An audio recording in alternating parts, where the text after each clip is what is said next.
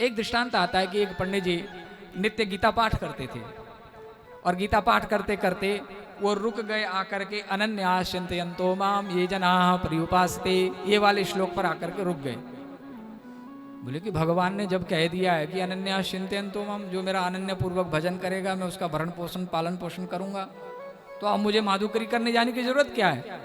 और पंडित जी ने भिक्षा मांगना ही छोड़ दिया। एक प्रहर हुआ, दूसरा प्रहर हुआ, तीसरा प्रहर लग गया, बालक सुबेरे से भूखे बैठे हुए हैं। अब 3 प्रहर जब बीत गए, 3 प्रहर में कुछ भी नहीं आया कहीं से, कोई सीधा सामान कोई देने ही नहीं आया कि पंडित जी इतने दिनों से आते हैं माधुकरी करने, आज नहीं आए, क्या बात है, चलो भाई जाकर के हम ही पूछा है, हाल खबर ले ले।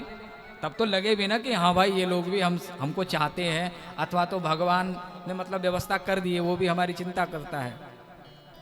तो पंडित जी ने जो है ताला फेर दिया उस दिन, उस श्लोक के ऊपर उन्होंने कलम चला दी। बोले कि ये बात जो कही है ठाकुर ने गलत बात कही है, ये अपने वचन का पक्का नहीं है। चले गए स्नान करने के लिए, चलो आज स्नान करके ही सो जाएंगे। इतने में क्या होता है कि एक छोटा सा बालक, सांवला सरोना सा सांवला स्वरूप, हाथ में सीधा सामान लेकर के कुटिया में आया और जैसी कपाट को बजाया तो उनकी जो धर्म पत्नी थी वो बाहर निकल के आई। अब बोली कि बालक ने मैया से कहा कि मैया ले सीधा सामान रख ले, मैया ने भेजा है। अच्छा, तो इतने में उनकी दृष्टि पड़ी कि बालक के यहाँ पर खरोंच है और खून टपक रहा है उसमें से। बोले ए लाला, तेरे गाल में क्या हुआ, ये खून टपक रहा है, ये निशान किस चीज का। बोले कुछ नहीं, तुम्हारे पंडित जी ने उसमें कलम चला दिया हमारे गाल में। अच्छा, तो उस समय तो समझ में नहीं आई कि कलम कैसे चला दी, क्या खरोंच मार दी यहाँ पर, हो सकता है कोई बात हो गई हो। और बालक तो चला गया।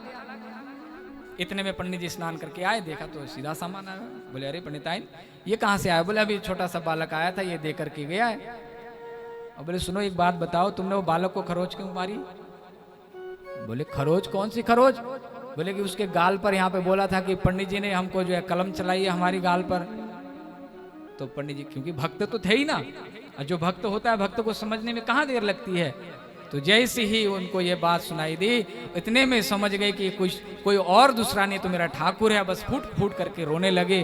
बोले प्रभु, आज आपने अपने वचन की लाज रख ली और मैं समझ गया कि आप अपने वचन की लाज रखते हो। तो ये अनन्यास चिंतयन्तो माम,